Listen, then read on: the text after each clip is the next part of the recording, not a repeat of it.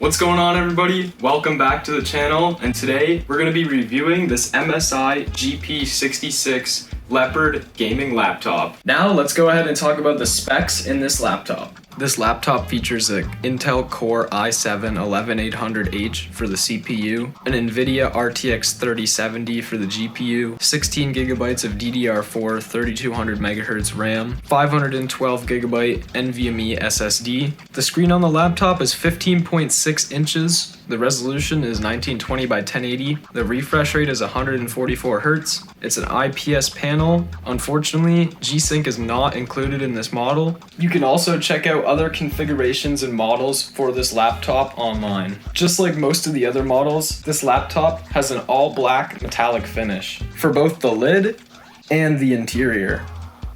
There isn't really any sharp corners or edges, and overall, the build quality is very good. There's very little flex in the keyboard, even when pressing down. There's not a whole lot of flex in the screen itself. The hinges feel very good when opening and closing the lid.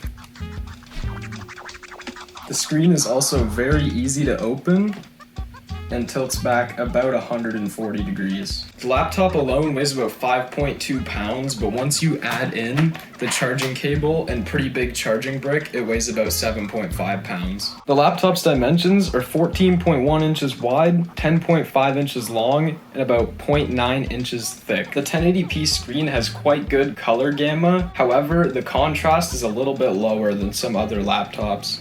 Backlight bleed isn't actually all that bad. There's also a 720p camera right in the top middle of the screen that I'll show you guys right now. This is what the camera and microphone look and sound like.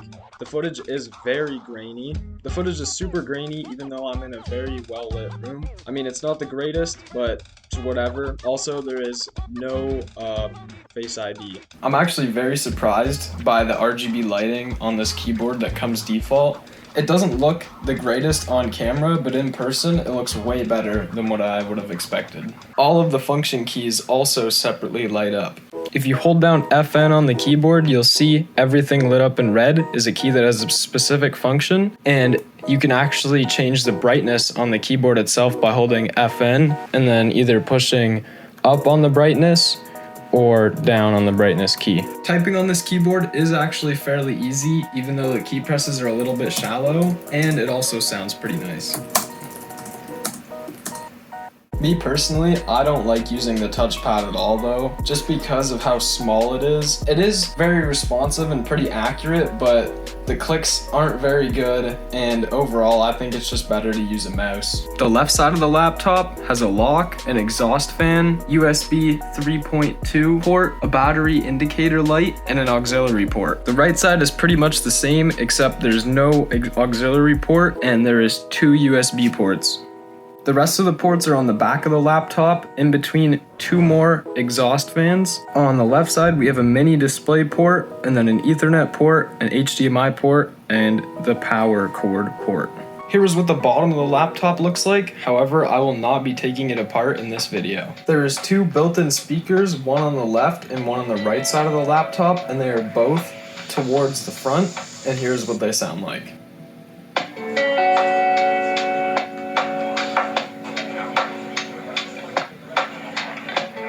The battery in this laptop is pretty decent. However, when you compare it with other laptops, especially ones with similar specs, it's not as great. Personally, I think this is just because of the Intel processor, which is not as efficient as the AMD counterparts. Also, when unplugging the power cord while gaming or doing anything on it, it'll automatically drop the refresh rate down to 60 Hz and will limit your FPS to 60 at most, some games even 30 to save on battery.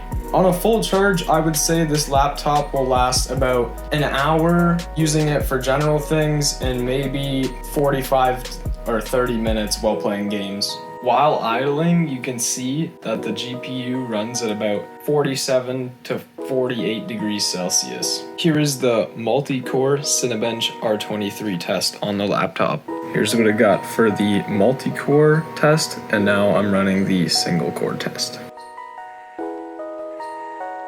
And now here's the laptop running 3D Mark. for anybody who's interested in that. We're gonna go ahead and do Time Spy.